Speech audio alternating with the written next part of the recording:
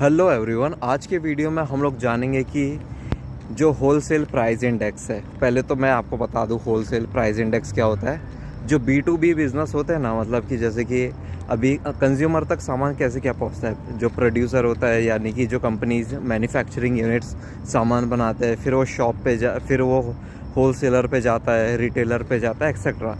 तो इसमें wholesale price index इसकी बात करेंगे। मई 2026 में होलसेल प्राइस इंडेक्स है 9.68%। यस, 9.68%, मतलब कि करीब 10% का इन्फ्लेशन है होलसेल प्राइस इंडेक्स में।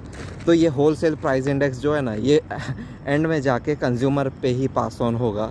सो ये कंज्यूमर पे पास ऑन होगा तो ऑब्वियसली बात है थोड़ा और इंक्रीज़ होगा, बिकॉज सीधी सी बात है चीज़ें महंगी हो गई है।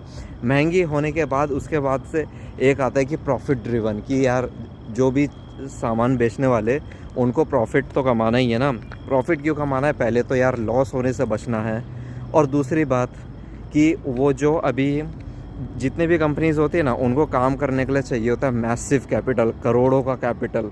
सो ये कैपिटल वो लोन पे लेते हैं, लोन पे देना होता है इंटरेस्ट। और ये जो होलसेल प्राइस इंडेक्स में जितना भी मटेरियल का कॉस्ट है ना, ये तुरंत के तुरंत रिकवर नहीं होता है। इसको रिकवर करने में कुछ महीने और कुछ साल लग जाते हैं। सो ये रिकवर करने में वो कुछ सालों का जो इंटरेस्ट है वो और बढ़ते जाएगा। सो सीधी सी बात है, ये जो पास ऑन होगा कंज्यूमर में, वो महंगा होके पास ऑन होगा। फर्स्ट रीज़न क्योंकि कॉस्ट बढ़ चुकी है।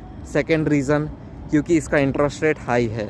थर्ड रीज़न कि प्रॉफिट कमाना है। तो ये सब चीज़ें हैं जो कि होलसेल प्राइस इंडेक्स को और बढ़ा देगी। और ये जब होलसेल प्राइस इंडेक्स कंज्यूमर तक आएगा, ये महंगा हो जाएगा। इसके पीछे बहुत सारे कारण हैं। पहले तो ये वॉर वाली सिचुएशन, क्रूड ऑयल के प्राइसेस 30% तक सर्ज हो गए मार्केट्स में, क्योंकि क्रूड ऑयल के बैरल महंगे हो गए। सप्लाई चेन बहुत ही बदतर लेवल पे डिस्ट्रप्शन हो गया है। फिर जो सप्लाई चेन क्रूड ऑयल का था, उसका जो इंश्योरेंस है, हाँ, मतलब कि जब भी इंडिया किसी कंट्री से क्रूड ऑयल मंगाता है ना, वो ऐसा नहीं कि 10-20 lakh barrel crude oil India मंगाता है। आपको उदाहरण के तौर पे बता दूं, इंडिया हर दिन करीब 5.5 से 6 मिलियन, मतलब on an average 55 lakh crude oil barrel import करता है 30-40 कंट्रीज से मिला के।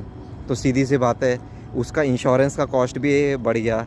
एंड जो अभी फूड का जो सिचुएशन है वो तो वर्स्ट हो ही गया। ये कोई कवर नहीं कर रहा है मीडिया में कि फॉर एग्ज़ाम्पल जितना भी अभी ग्राउंड वाटर स्कैरसिटी हो गया है, एंड ये फर्टिलाइज़र्स का जो कॉस्ट राइज अप हो गया, एंड बहुत सारी चीज़ें ये कवर नहीं हो रही है। बट ये एंड में जाके कंज्यूमर को एक बहुत ही बदतर लेवल पे हिट करने वाला है, जो कि इन्फ्लेशन पे होगा। That's all.